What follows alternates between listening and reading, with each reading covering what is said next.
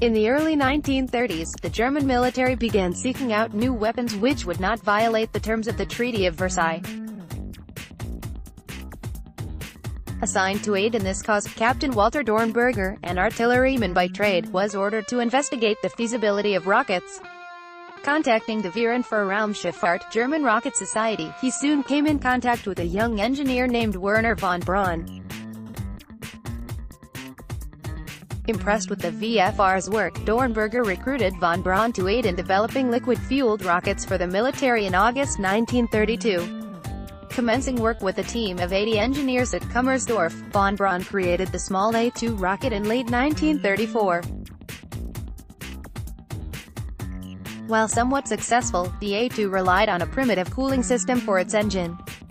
Pressing on, von Braun's team moved to a larger facility at Piedmont on Baltic coast, the same facility that developed the V-1 flying bomb, and launched the first A-3 3 years later. Intended to be a smaller prototype of the A-4 war rocket, the A-3's engine lacked endurance and problems quickly emerged regarding its control systems and aerodynamics.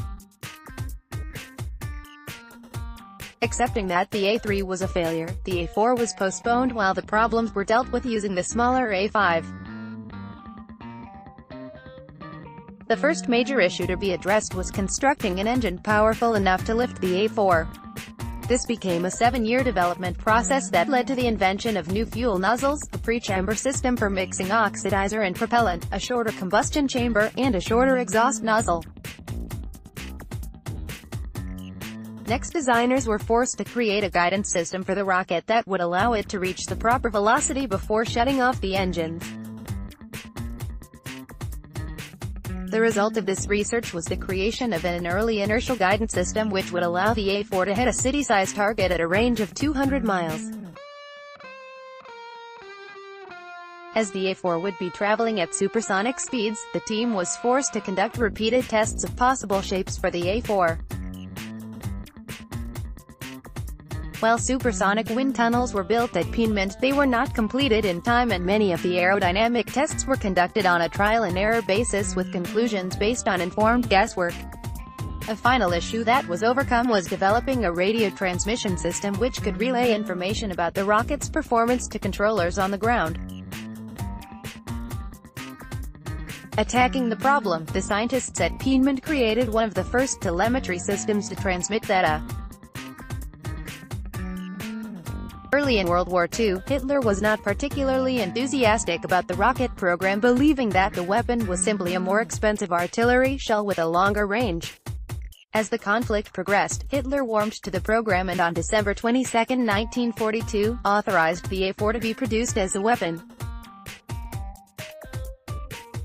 The production was approved. Thousands of changes were made to the final design before the first production missiles were completed in early 1944. Initially, production of the A-4, now redesignated the V-2, was slated for Piedmont, Friedrichshafen, and Wiener Neustadt, as well as several smaller sites.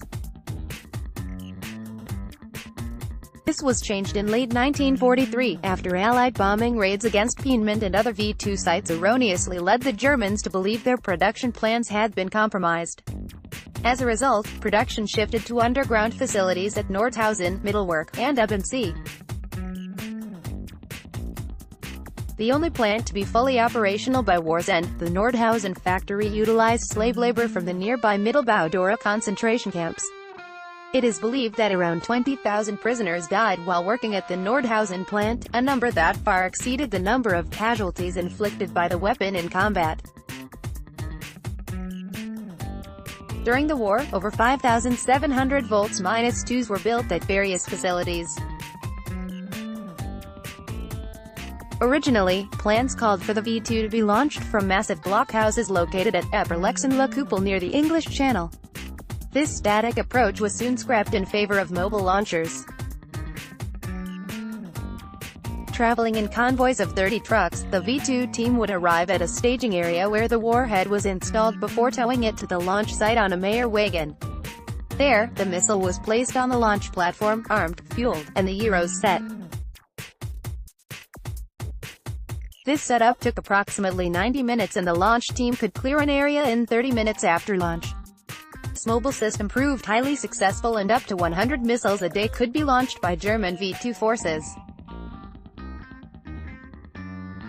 Also, due to their ability to stay on the move, V-2 convoys were rarely caught by Allied aircraft. First V-2 attacks were launched against Paris and London on September 8, 1944.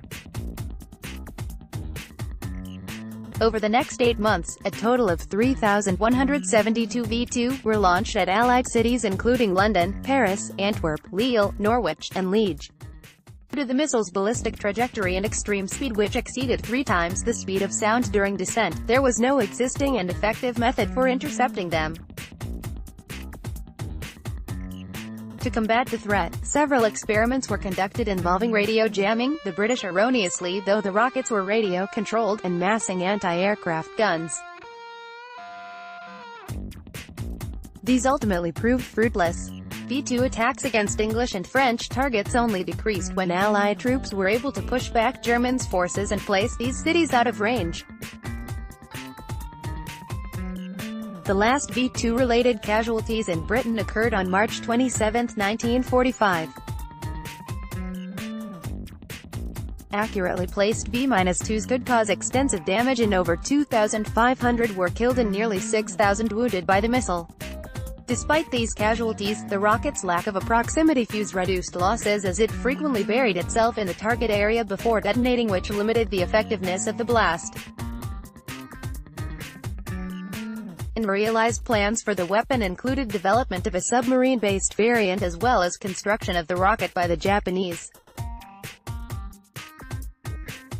Highly interested in the weapon, both American and Soviet forces scrambled to capture existing V-2 rockets and parts at the end of the war.